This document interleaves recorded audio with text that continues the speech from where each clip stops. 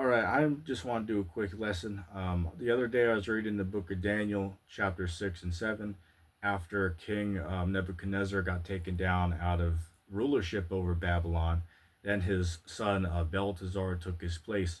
And there is an account when, him and his, top priest and, princesses and whatnot, they were, eating and drinking out of the vessels that they took from Jerusalem, right, out of the kitchenware, right, the golden chalices and plates and all that. And then there appeared a writing on the wall to him that told him basically that, hey, your time is up, you know. So then later that night, he got slain when Darius, the king of the Medes, overtook Babylon, right? So King Belteshazzar lost his rulership over Babylon, and then Babylon fell into the hands of the Medes. So that was the history with the fall of Babylon.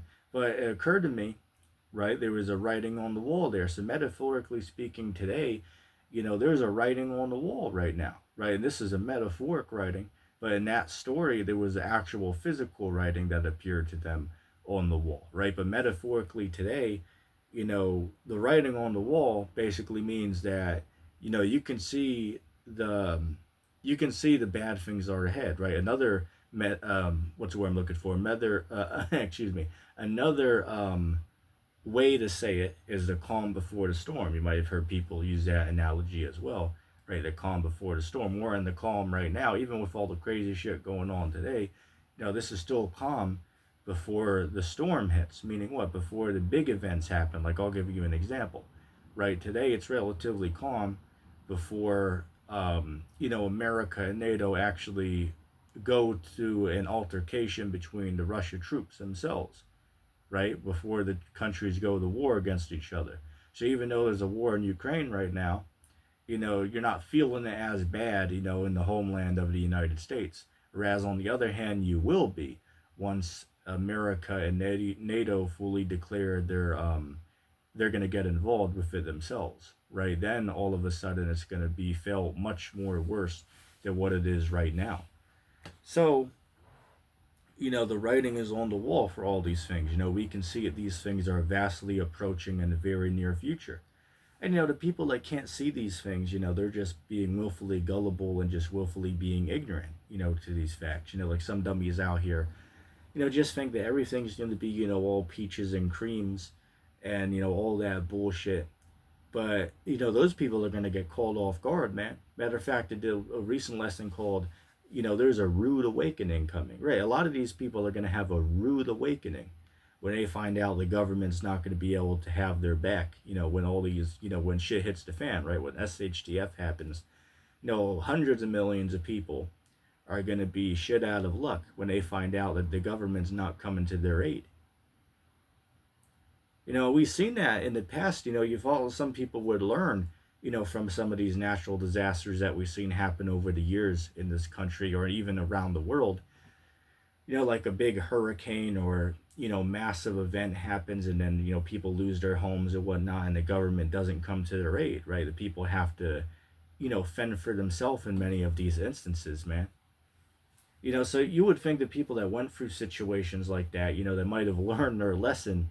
But yeah, here it is if you, see how they are, 8 years, 10 years later, 15 years later, then they normalize their life again in whatever country they're at and now put their alliance back in the government, even though last time they didn't come to their aid in most of these instances.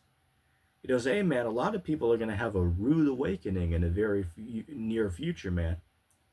Right? In the very near future, there's going to be a rude awakening that a lot of people are going to find themselves in. So right now we are given the warning to people, just as it says in, I believe that's Habakkuk chapter 2, verse 2, write the vision, make it plain upon tables, that he might run who reads it. For the vision's yet for a appointed time, but at the end it will speak and it won't lie. Though it tarries, wait for it, because it will surely come. Right, and that's what we've been telling people.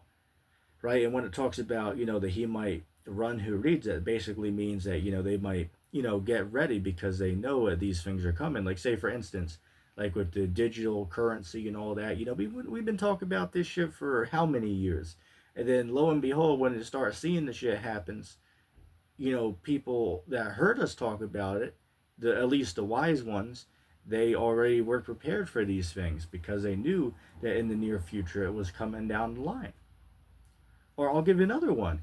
Like when NATO finally goes to war with the Russians, or when China finally moves on Taiwan, everybody's out here is going to be running around, with like a chicken with its head cut off, and you know they're going to empty out the toilet paper at the store again, like they did in 2020.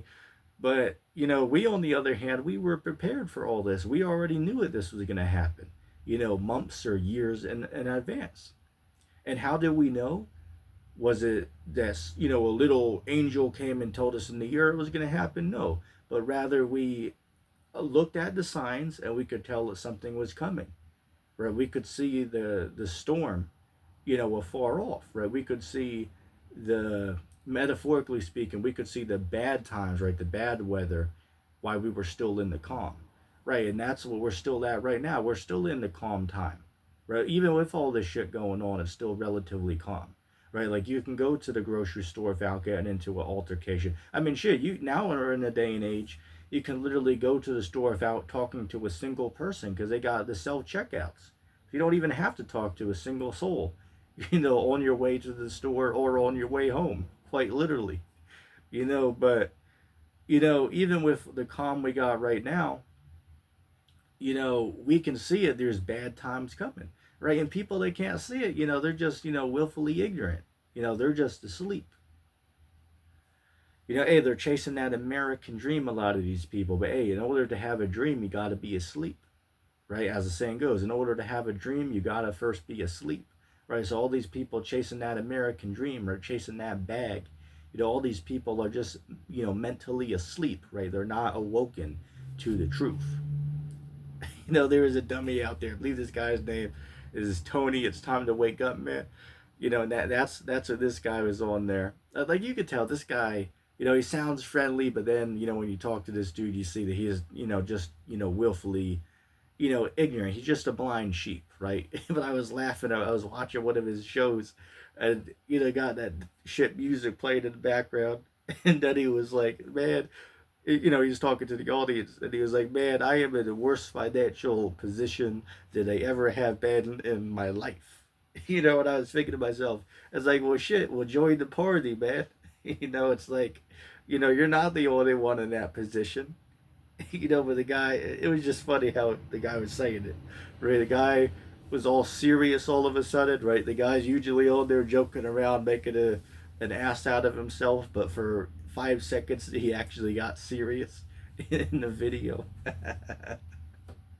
Right? But hey, man, a lot of these people that were used to partying, it up and, having fun weekends and shit, a lot of these people are going to find out that they're not always going to be able to live that lifestyle, right? They're not always going to be able to party it up every weekend, right? Work that 9 to 5 on 5 days of the week and then party on Saturday and Sunday, right? That bullshit lifestyle. That these what are these dudes? These free gracers, they literally said that Jesus came for you to live a 9 to 5 party lifestyle. Like literally, they say that on there, right? That Jesus came for you to live a 9 to 5 party lifestyle. On the other hand, no claim, people like myself who teach obedience to Christ and, keeping God's commandments, we're leading people to hell apparently. But on the other hand, them teaching people to party it up and, just do whatever the hell you want, they're leading people to heaven by teaching people to live wickedly. Like, think about that. That is just so retarded, it's asinine. It's just so stupid to me. But again, this is what Christianity has become in 2024. Hell, we'll talk about Christianity a few minutes. The other day I was down at the beach. I was at like Jenkinson's Beach over in Jersey. And, like maybe a mile, like literally a mile from the beach, there was a church there. And they were literally flying the pride flag outside of the church. So that's multiple churches now I've seen that fly the pride flag outside of church. It's like you would think that they would be able to realize that clearly, the Bible is not in support of that. You would think people would be smart enough, to figure this out. All right, sorry about that. But going back to what I was saying, it's like, you would imagine that these churches, they would have, the common knowledge to know that, okay, well, yeah, God, he's obviously not okay with this stuff, right? Obviously, he's not with, abortion or, man and man marriage. But now all of a sudden, like now these churches hold the view that if you hold that position, now you're the anti-God person, right? Now you're the anti-Jesus person. If you say that God dislikes, Transformers or, gay people or shit like that, now you are against Jesus for teaching that. Hell, literally, I saw today there's a pastor on YouTube that did a debate where he was actually in support of abortion, right? The pastor of the church was actually pro choice, meaning what? A woman should have a choice to get an abortion if she chooses to get one, right? So it's like, wow, so now there's even pastors out there that are pro choice. I remember when I was growing up, all the churches were against, abortion, all that, and all the, against, rainbow marriage and all this nonsense. Now, I know 10, 15 years ago, the churches were all against that shit, but now all of a sudden it seems like they're all for it. And now if you try to tell them, well, God's against it, now you're considered to be the bad person, right? Now you're considered to be the anti-Jesus person for pointing out that God's not okay with these activities. So again, modern day Christianity is just teaching lawlessness, right? You can just, do whatever you want, just believe in Jesus, and then you're guaranteed to go to heaven. Like again, that it's, you would think people are smart enough to be able to tell that's not true, but again, apparently we're not in that time anymore. People are just getting more stupid and gullible as the days go by, man.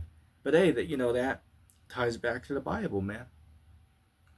The Bible gives us warning signs to look out for, to know that we're in the last times, such as people, being willfully ignorant and, just gullible and stupid, right? People not believing in large numbers, the, great earthquakes and wars happening in the world, pestilences. We've seen that over the last couple of years. Inside joke.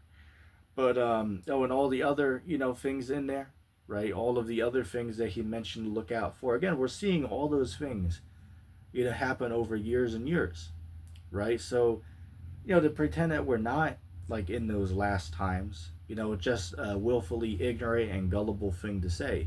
Like literally, I know a guy who's a pastor, right? Who's actually in my family, and they actually make fun of people at his church that say it we're like in the end times. Excuse the background noise. They'll say, oh, well, people have been saying that for hundreds of years, right? People in the 1600s believed that they were living in the end times. And I agree that people have been saying that for hundreds of years. Hell, even back when Christ was walking the earth, people after his death and resurrection, they thought that he was going to return like at any day now. But, they didn't realize that there was a timeline of events that had to take place. I mean, hey, it says in the Apocrypha, I believe it's 2nd Ezra chapter 4, I believe it's verse 37, if I'm not mistaken. It says that by measure has he measured the times, and he's not going to move or stir them until the said measure has been fulfilled. Meaning what? That God has set up the times. He gave empires time to rule, and then to empires times to fall. He's not going to step in the middle of the rulership and bring them down. He's going to give them the time that he set up for them to have dominion. So he's saying with America. America is in rapid decline right now. But that doesn't mean it's going to fall tomorrow or a week from now or last year. It's a process, right? We're still in her time to rule, but she's declining, right? It's in a rapid decline, but the time is not up just yet, right? There is still some time left. And that's actually still a good thing too. Now somebody will say, well, why is that a good thing? Well, because some of our people who might be wicked sinners today, they still have a chance to become a believer, right? They still have a chance to change their life around. But guess what? When this destruction happens, when this final judgment happens, that chance is finally up. When Christ comes back, you're not going to be able to become a true Christian believer on that day. No, when that day comes, hey, your fate's already sealed. say, hey, why this place is still, up and running. People have a chance to get right, right? People have a chance to truly believe and change their life around and actually become a true believer. So that's a good thing that comes out of this place, still being, you know, excuse me, still being in existence right now today.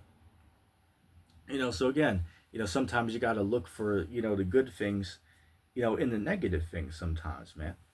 That's how you got to look at certain things, right? Sometimes you have to find the positivity in the negativity. Hell, that should be a statement, that a slogan I now say, right? Sometimes you got to find the positivity in the negativity. Right, hell, that's what you got to do with some of these people on the comment boards, man. Inside joke.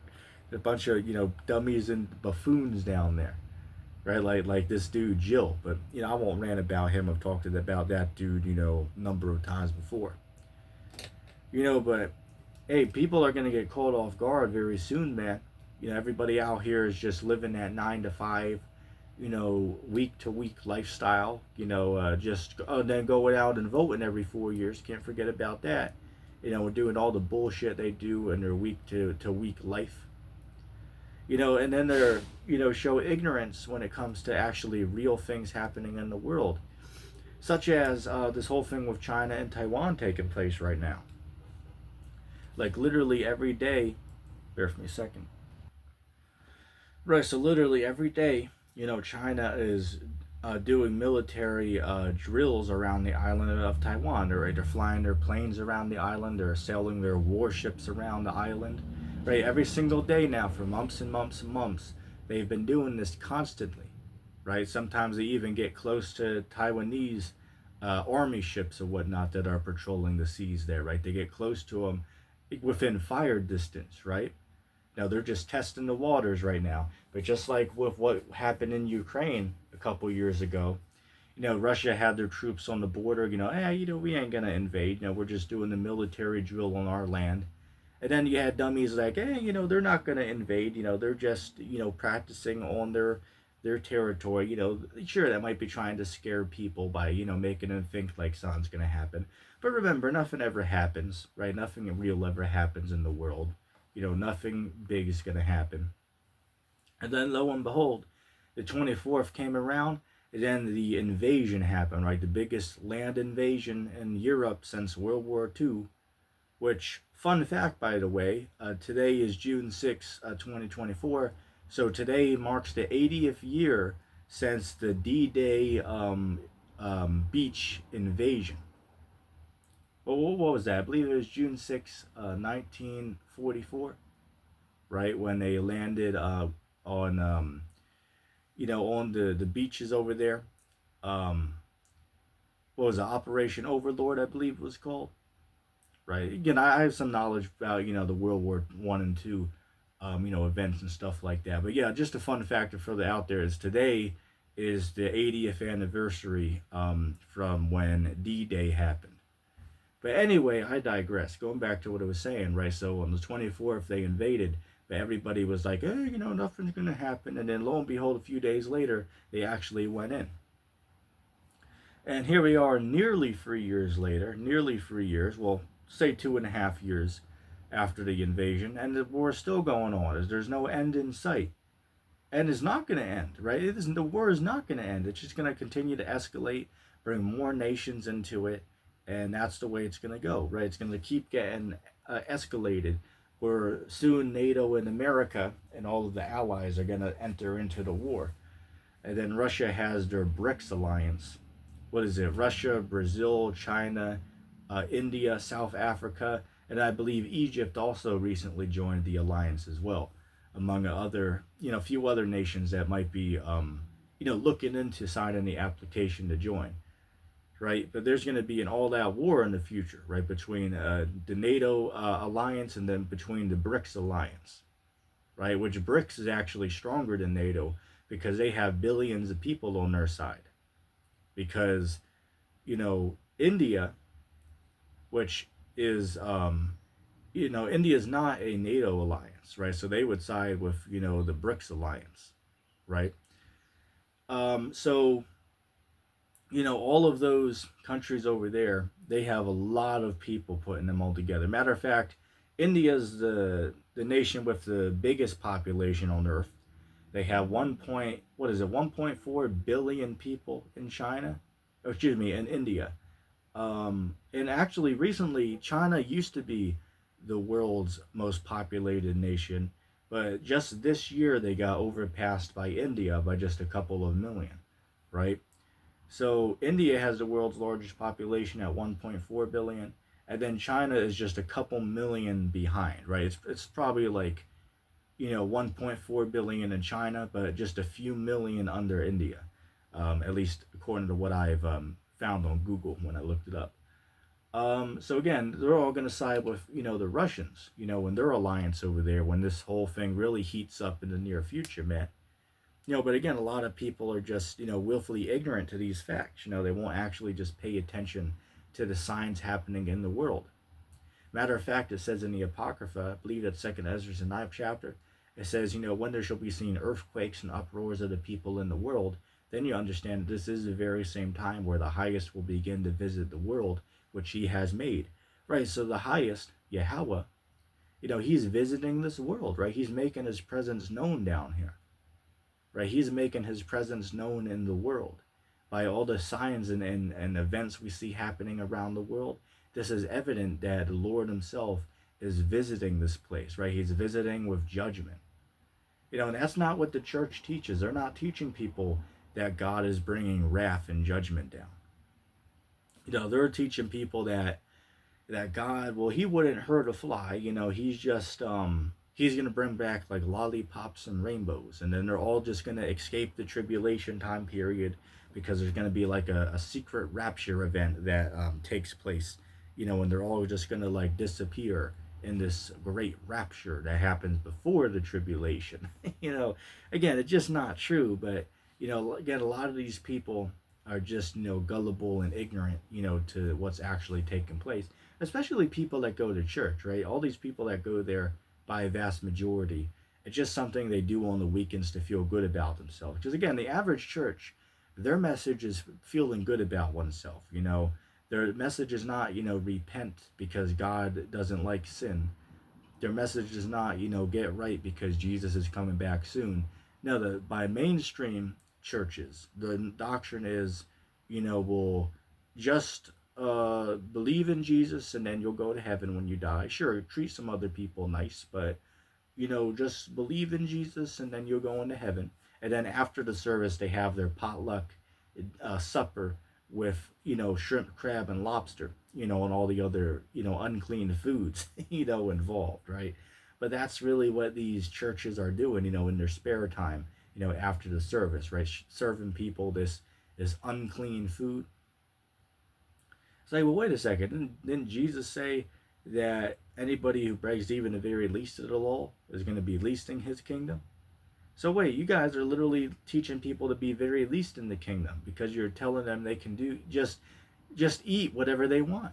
Or you can eat whatever you want. So you're literally teaching people to be the least in God's kingdom. Because Christ said in Matthew 5, 7 and 19, anybody who, I believe it's 17 and 19, excuse me, anybody who breaks even the very least of the law, they're going to be least in God's kingdom. But those who teach people to keep God's law, they're going to be great in the kingdom of heaven. Right? Then he said, one jot or one tittle won't pass from all the law till all is fulfilled. Right? So all hasn't been fulfilled. Right? There's many prophecies in the Bible that have not yet came to pass. So none of the law was done away with. Right? None of God's laws and commandments have been done away. Now, sure, you can't perfectly keep all his commandments in today's day and age, of course. But that doesn't mean that you're not supposed to live righteously now. Like, I'll give you an example. In God's commandments, a man can have more than one wife. But in many places in the world, you can't have more than one wife. And then even in countries where you can have more than one wife, not every man's able to do it because you have to have finance in order to do it. Hell, many people, even over here in the States, people are struggling just to provide for 4 people, right? A man, a wife, and 2 children, right? People are struggling just to, survive off that. Right? Got, millions of single mothers out here in this country with, children they have to try to raise on their own. even single fathers, right? Because, in this country, women have rights where they can, like, literally leave a man if they want, right? So you get how weird it is. You got single fathers out here, right, trying to raise children on their own without having a wife, to be in the house to help take care of them, right? Again, it's wickedness is running wild out here, man, right? There's a reason why the Bible calls America the city of confusion, right? Which the word Babylon means confusion, right? America is confusion. Matter of fact, the word America means bitter. That's what the word America means, right? The word America means bitter if you look it up, right? So again, America, this is a very bitter country, right? There's a lot of bullshit taking place over here, man, to the, in day-to-day life, right? A lot of nonsense and bullshit, and pure stupidity that's taking place over here in this country, and it never gets old, right? It never gets old, man. There's always some weird new TikTok trend that people are doing, like this whole one recently. You got literally grown-ass men and grown-ass women literally going into like Walmart or damn what is it, Walgreens and shit, and then go into the ice cream freezer, literally open up ice cream, lick the ice cream and put it back as some type of like TikTok trend. It's like, wow, they literally got grown adults in their early 30s, late 20s, literally going out to the grocery store, open up cartons of ice cream, lick the ice cream, and then put it back in the freezer as some type of TikTok trend. Well, these people out here, man, are, a bunch of big ass kids in this country, man. That's really what you're seeing out here in America. A bunch of big ass kids. Or the whole Tide Pod challenge. I don't even want to get off onto that. Oh, the cinnamon challenge, right? The cinnamon challenge. Man, that was like, what, 9 years old now, 10 years old? I remember when those videos used to be all over the homepage of YouTube. Shit, I believe that was before TikTok even existed, right? The cinnamon challenge. There's a whole bunch of, stupid internet challenges that people doing out here, that actually calls, self-harm and shit like that. But again, people are just dumb and just, do this shit just to get views on their video, right? That's what a lot of these people are doing. Like the whole cinnamon thing. That's really dangerous, man. You could literally die from that, right? Basically, if you don't know what it is, they take like a spoonful of cinnamon, and the challenge is you got to like eat it all without any like water. You have to like try to swallow all the cinnamon, like a massive spoonful of cinnamon at one time. Man, that's really dangerous. Go down in your lungs, man. You can choke on the shit. As doctors did reviews on it, man.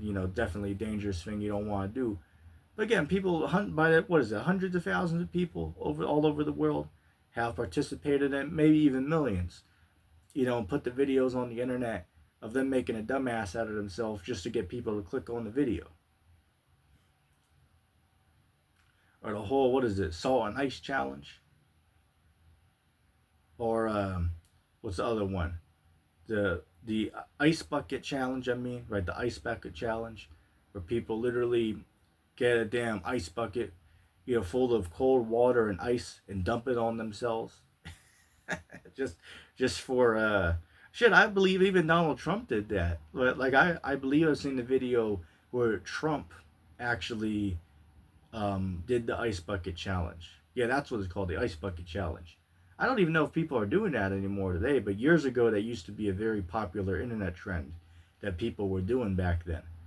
And then you can like nominate somebody else to do it after you do it, and then they can accept to do the challenge. That's what happened with Donald Trump.